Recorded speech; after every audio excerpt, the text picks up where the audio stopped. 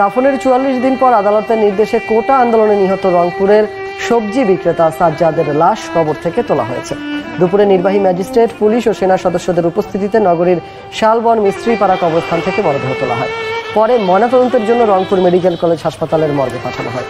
গত ১৯ জুলাই বৈষম্য বিরোধী ছাত্র আন্দোলন চলাকালে রংপুর সিটি বাজারের সামনে গুলিবিদ্ধ হয়ে মারা যান সাজ্জাদ। এরপর ২০ আগস্ট তার স্ত্রী বাদী হয়ে শেখ হাসিনা ও শেখ রেহানা সহ ৫৭ জনের নাম উল্লেখ করে রংপুর আদালতে একটি হত্যা মামলা দায়ের করেন।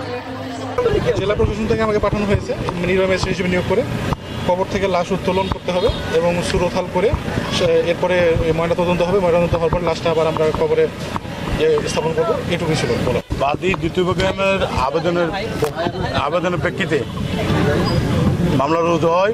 কোতোয়ালি থানা মামলা নম্বর ১৪।